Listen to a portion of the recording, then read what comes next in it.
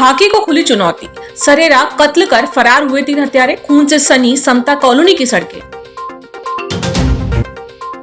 पाटन में भारी आक्रोश, जनता ने चक्का जाम कर पुलिस को घेरा, खाकी और चोरों की साठगांठ का लगा आरोप।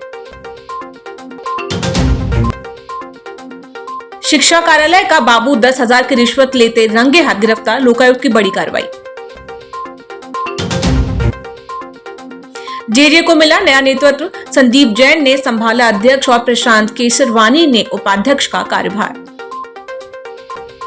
गोहलपुर थाना अंतर्गत समता कॉलोनी में बीती रात खूनी तांडव देखने को मिला, जहां पुरानी रंजिश के चलते 3 बदमाशों ने एक युवक की बेरहमी से हत्या कर दी। हमलावरों ने भावेश विरानी नामक युवक को बीच सड़क पर घेरा और उस पर चाकू से ताबड़तोड़ वार कर उसे मौत के घाट उतार दिया। सरेराऊ इस वारदात से पूरे इलाके में दहशत का माहौल है। वारदात को अंजाम देकर आरोपी अरुण, आयुष और शिव चौधरी मौके से फरार हो गए। गोहलपुर टीआई रितेश पांडे के मुताबिक पुलिस ने मर्ग कायम कर शव को पोस्टमार्टम के लिए मेडिकल कॉलेज भेज दिया है। पुलिस की टीम में आरोपियों की तलाश में घेराबंदी कर रही है और घटनास्थल के आसपास लगे सीसीटीवी फुटेज खंगाले जा रहे हैं। पुलिस का दावा है कि जल्द ही तीनों हत्यारों को सलाखों के पीछे भेज दिया जाएगा। भावेश विरानी नाम का युवक है, लगभग 19-20 साल का, जिसकी 3 लड़कों शिवा चौधरी, अरुण और आयुष ने चाकू और हाथ घूसों से मार करके हत्या कर दी है।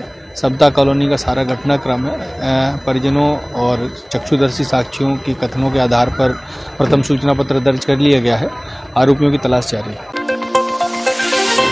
पाटन क्षेत्र में बेलगाम होती चोरियों ने अब महासंग्राम का रूप ले लिया है। पुलिस की नाकामी और क्षेत्र में बढ़ती असुरक्षा से गुस्साई जनता का सब्र टूट गया। सैकड़ों ग्रामीणों और व्यापारियों ने सड़कों पर उतरकर चक्का जाम कर दिया और थाने का घेराव किया। प्रदर्शनकारियों ने पुलिस प्रशासन के खिलाफ जमकर नारेबाजी करते हुए सीधा आरोप लगाया कि पुलिस और चोरों के बीच गहरी साठगांठ है, जिसके कारण अपराधी बेखौफ होकर वारदातों को अंजाम दे रहे हैं। चक्का जाम के कारण मुख्य मार्ग पर वाहनों की लंबी कतारें लग गई और आवागमन पूरी तरह ठप हो गया। प्रदर्शन कर रहे लोगों का कहना है कि घरों और दुकानों में लगातार चोरियां हो रही हैं, लेकिन पुलिस केवल आश्वासन का झुंझुना थमा रही है। ग्रामीणों ने चेतावनी दी है कि जब तक पुलिस इन चोरियों का खुलासा नहीं करती और अपराधियों को सलाखों के पीछे नहीं भेजती, उनका आंदोलन थमेगा नहीं। मौके पर पहुंचे प्रशासनिक अधिकारियों को जनता के भारी विरोध का सामना करना पड़ा। फिलहाल क्षेत्र में तनाव का माहौल है और पुलिस बल तैनात किया गया है। लोगों ने मिलकर मुझे कल एक सूचना दी थी कि पाटन में चोरी बढ़ गई, पाटन थाने का घेराव किया जाएगा। इस संबंध में आज लोगों को घेराव किया गया। मुख्य मांग यह है कि पाटन में जो गत 1-2 माह से चोरियां बढ़ी हैं, और चोरियां तो बढ़ी हैं, साथ साथ उनकी घटनाएं प्रॉपर्ली दर्ज नहीं हो रही हैं, और दर्ज हो भी रही हैं तो चोर पकड़े नहीं जा रहे। इस संबंध में आक्रोश है लोगों के। आज पाटन में यहाँ के स्थानीय लोगों ने और उनके सहयोगी जो बाहर से आए थे जबलपुर से, हमने पाटन में चोरी की घटनाएं हुई उसको लेके एक ज्ञापन उनको सौंपा गया। तो हमने उनको आश्वस्त किया है कि ज़्यादा से ज़्यादा मेहनत करके हम चोरी को डिटेक्ट करेंगे, और रात्रि गश्त हमारी लगातार हो रही है और भी उसको बढ़ाएंगे। और पिछले दिनों में हमने लगभग 4 से 5 चोरी, जिसमें एक डकैती भी थी, उसको डिटेक्ट किया है, और जिसमें लगभग 30 लाख से ऊपर का मसूल का हमने जब्ती भी की है। पुलिस लगातार काम कर रही है और जनता को संतुष्ट करने के लिए और बेहतर रिजल्ट देने के लिए हम और मेहनत कर रहे हैं। सिवनी जिले के धनोरा विकासखंड शिक्षा कार्यालय में बुधवार को जबलपुर लोकायुक्त की टीम ने एक बड़ी कार्रवाई करते हुए सहायक ग्रेड 3 अरुण कुमार कुमरे को 10,000 रुपए की रिश्वत लेते रंगे हाथ गिरफ्तार कर लिया। इस कार्रवाई से पूरे शिक्षा विभाग में हड़कंप मच गया। लोकायुक्त के अनुसार शिकायतकर्ता देवेंद्र कुमार सिरसाम की 14 माह की निलंबन अवधि का लगभग 1,65,000 रुपए का भत्ता बकाया था। इस राशि के भुगतान की फाइलें आगे बढ़ाने के बदले बाबू अरुण कुमार कुमरे ने 32,000 रुपए की रिश्वत मांगी थी। शिकायत के बाद लोकायुक्त टीम ने जाल बिछाया। जैसे ही आरोपी बाबू ने तयशुदा राशि की पहली किस्त 10,000 रुपए ली, टीम ने उसे दबोच लिया। आरोपी के खिलाफ भ्रष्टाचार निवारण अधिनियम के तहत मामला दर्ज कर आगे की जांच शुरू कर दी गई है। जबलपुर विकास प्राधिकरण में गुरुवार को नई टीम की आधिकारिक शुरुआत हो गई। भाजपा के वरिष्ठ नेता संदीप जैन ने अध्यक्ष और प्रशांत केसरवानी ने उपाध्यक्ष के रूप में अपना पदभार ग्रहण किया। सिविक सेंटर स्थित वंदे मातरम चौक पर आयोजित इस गरिमामय समारोह में प्रदेश में के लोक निर्माण मंत्री राकेश सिंह मुख्य अतिथि के रूप में शामिल हुए। संतों के सानिध्य और बड़ी संख्या में मौजूद कार्यकर्ताओं के उत्साह के बीच दोनों पदाधिकारियों का भव्य स्वागत किया गया। पदभार संभालने के बाद नवनियुक्त अध्यक्ष संदीप जैन ने अपनी प्राथमिकता स्पष्ट करते हुए कहा कि उनका मुख्य लक्ष्य जबलपुर को सुनियोजित विकास और शहर की आधारभूत संरचना को मजबूती देना होगा। वहीं उपाध्यक्ष प्रशांत केशरवानी ने भी विकास कार्यों को गति देने का भरोसा दिलाया। इस अवसर पर लोक निर्माण मंत्री राकेश सिंह ने शहर के विस्तार और आगामी योजनाओं को लेकर सकारात्मक संकेत दिए। कार्यक्रम में शहर के गणमान्य नागरिक, भाजपा पदाधिकारी और बड़ी संख्या में समर्थक मौजूद रहे।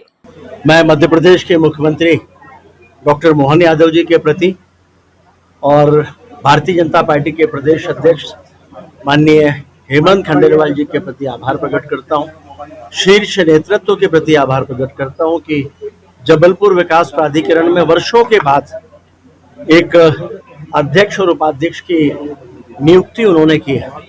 अध्यक्ष के रूप में भाई संदीप जैन, एक चिर परिचित चेहरा जबलपुर का, जिन्होंने भारतीय जनता पार्टी के कार्यकर्ता के रूप में न केवल अपनी सेवाएं वर्षों से दी, बल्कि समरसता सेवा संगठन के माध्यम से भी समाज के विभिन्न वर्गों को एक साथ जोड़कर एक मंच पर लाकर खड़ा किया। कार्य के प्रति उनकी निष्ठा, प्रतिबद्धता वो सभी समझते हैं। निश्चित रूप से उनकी नियुक्ति से जबलपुर विकास प्राधिकरण में विकास कार्यों को न केवल गति मिलेगी, बल्कि जबलपुर के विकास के साथ वो कदम ताल भी करेगा। सभी जनप्रतिनिधि एक साथ सम्मिलित हुए हैं और ये दिखाता है कि सब मिलकर संदीप जी के कंधे से कंधा मिलाकर काम करेंगे और विकास योजनाओं को आगे बढ़ाएंगे।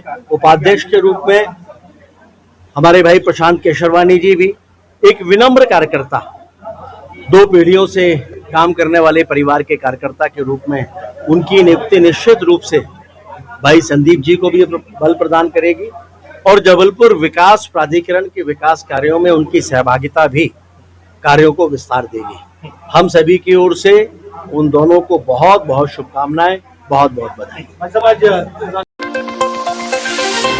National students union of India ने जबलपुर में प्रेस वार्ता कर नीट यूजी 2026 परीक्षा में हुए कथित पेपर लीक मामले पर केंद्र सरकार और एनटीए को आड़े हाथों लिया।